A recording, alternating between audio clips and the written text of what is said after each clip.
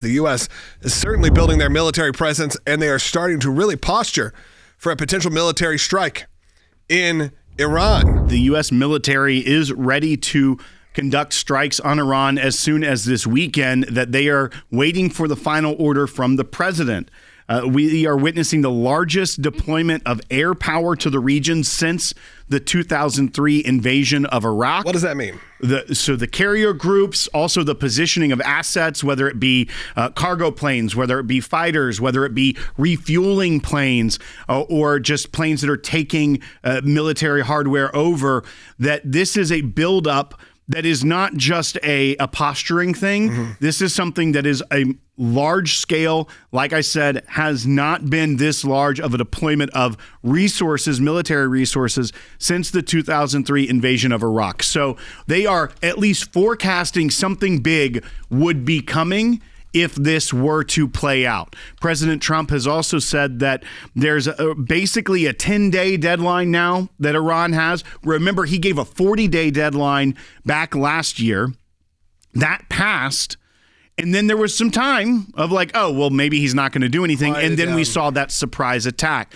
He set a 10-day deadline, but that could be even earlier, basically saying if these negotiations go nowhere, then he is willing and able to make this order go forward of an attack, what would appear from the buildup a massive strike on Iran. It was a time for Iran to join us on a path that will complete what we're doing. And if they join us, that'll be great. If they don't join us, that'll be great too. But it'll be a very different path.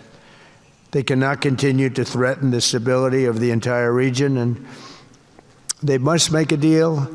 Or if that doesn't happen, I maybe can understand. If it doesn't happen, it doesn't happen. But bad things will happen if it doesn't. President Trump also said, essentially, you're going to be finding out over probably, this is a quote, probably the next 10 days. We have a meaningful deal if we have to make a meaningful deal. Otherwise, bad things happen. Again, 10-day warning, roughly. In President Trump fashion, it's a blurry deadline, which often comes with a attack when you're not expecting it. Well, and the reality is, I think that they will know, or probably already know, whether or not the Iranians are willing to make a meaningful deal. You're also having this kind of two-sided moment with Iran. And this is something we're going to talk to Rick Grinnell about later, but where you have the foreign minister who is playing the diplomat role, who is having these negotiations with the United States mediators here. And then you're having the Ayatollah and the mullahs who are posting things and making statements which are very much in the saber rattling, we will fight you kind of demeanor. So I also want to play, this is the Iran foreign minister that gave an interview just yesterday. We are in favor of a deal, but a fair and balanced deal. The problem is when Americans, the current administration, talk about a deal, in fact, they want to dictate what they want. And this is what we experienced. As recently as 2 months ago in New York. We are ready for negotiation, but not for dictation. We are ready to go for a deal, but for a fair and balanced deal, not a one-sided deal. They talk about we want civilian use nuclear power. They have nuclear power plants in Iran, where zero of the nuclear material used for those power plants come from their own program. Yeah, we know they buy that from the outside. This is, once again, this is him sounding like a rational, reasonable actor here and saying, listen, we just don't want to be told what to do. We believe in Iran first. They're trying to use that same language that maybe will even speak to an American audience. Is it possible that President Trump is having this massive a buildup, which costs so much money just on its own, without actually going to war? And the answer is yes, it is possible. I also believe that President Trump will do everything he can to avoid war, except for give up America's safety. Right. And that is the line. And the truth is, that really does not depend on President Trump. It depends on the Ayatollahs. Knowing President Trump as well as I do, he is thinking about a peaceful solution. Now, he talks about this kind of a credible threat that he has to kind of move countries and individuals towards greater peace. And I think it's a real credible threat. It's not just a threat, it's a credible threat. But President Trump values peace. He doesn't want to do war. He tries diplomacy until the very end. But when trying to do diplomacy, he doesn't say, well, let's just, do the best deal possible. What he tries to do is to say, we are going to put America first, and we are going to get a deal that's good for America. That is the criteria. And so as he has diplomats, Steve Witkoff and Jared Kushner, working on the peaceful settlement, they have full authority from President Trump to solve this peacefully, as long as it protects America and it's good for America. They will never have a bad deal. They will never have a weak deal. That's one thing that is for sure. But we are going to try peaceful diplomacy all the way to the end.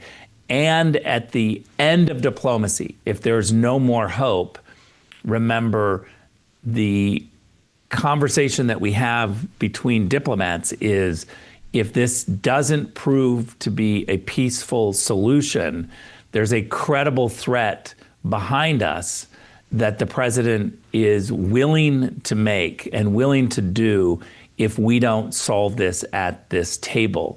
That pressure really makes for a moment where the Iranians or any country, any individual across the table understands that President Trump means business, and they better look at all options to peacefully solve this.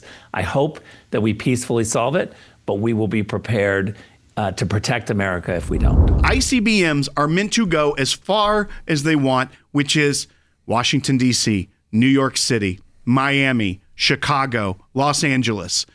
They want to cripple the American economy, our way of life. They want death to America. They mean it. They will try it. They have proxies here. They have fatwas out for members of this administration and former administration officials, such as Mike Pompeo, who comes on this broadcast. They mean it. And so this is different. We knew Saddam Hussein was a bad guy. We had to be sold on the fact that there were weapons of mass destruction. And was it, in hindsight, the best move? That is still up for debate. What we do know is that what the Iranian regime wants to do and is currently doing is completely different. There is no comparison to what the war in Iraq was. This is an existential threat to America, to the Western way of life, and the way that they are so closely connected with Russia and China is that much bigger of a threat to the United States. If you are someone who is pro-Ukraine and wanting them to not be completely obliterated by Vladimir Putin, then you should feel the same way about Iran, because that is what the Ayatollahs are linked with economically, and their destinies are tied together.